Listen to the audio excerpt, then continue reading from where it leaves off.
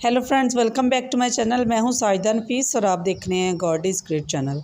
खुदावंद के ज़िंदा जलाली और बबरकत नाम में आपको मेरा दिली सलाम।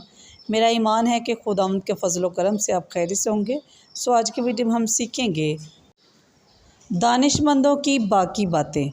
सो वीडियो को अंत तक ज़रूर देखिएगा और अगर आपको मेरी वीडियो अच्छी लगे तो लाइक और सब्सक्राइब ज़रूर कीजिएगा ताकि आपको मेरी नेक्स्ट आने वाली वीडियो सबसे पहले मिल सके और आप अपने ईमान को खुदावंद पर और ज़्यादा मजबूत और पुख्ता कर सकें।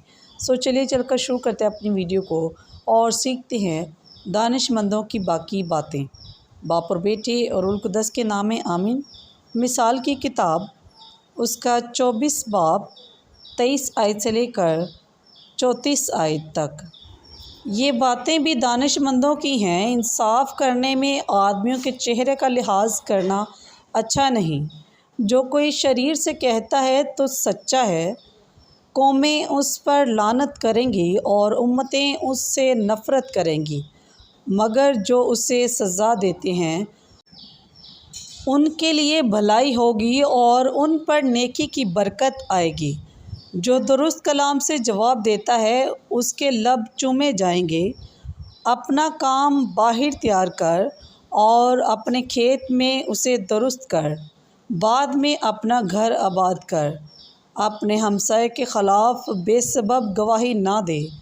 तू अपने होंठों से फ़रेब क्यों देता है? ये ना कह कि जैसा उसने मेरे साथ किया है मैं उसके साथ वैसा ही करूँगा। मैं उस इंसान को उसके अमल के मुताबिक बदला दूँगा। मैं सुस्त आदमी के खेत और बेअक्ल इंसान के पाकिस्तान की तरफ से गुज़रा और देख, वो सब का सब कांटों से भरा था और गज़ना फैल गया था। उसकी पत्थरों की दीवार गिरी हुई थी। जब मैंने ये देखा तो उस पर खूब गौर किया। जब मैंने निगाह की तो इससे ये इबरत हासिल की, थोड़ा सा सोना, थोड़ा सा और ऊँघना और आराम के लिए हाथों का कुछ और इकट्ठा करना। इसी तरह मुफलसी तुझ पर रेज़ान की तरह आ पड़ेगी और मुख्ताजी हथियारबंद मर्द की तरह। बस पाकलम के पढ़े और सुने जाने पर खुदावंद की ख़ास बरकत हो, खुदावंद का शुक्र हो। सो मेरे ज़ीज़ो, खुदावंद इस कलाम के वसीला से आपको और मुझे बहुत सी बरकत से नवाज़े और हमें खुदावंद बहुत ज़्यादा अक़ल, तनाई, फ़हम और हिकमत अनायत करे और अपने कलाम के मुताबिक हमें अपनी ज़िंदगी को गुजारने का शर्फ़ अनायत करे। सो अपना और अपने प्यारों का बहुत सारा ख्याल रखिएगा, दुआओं में याद रखिएगा।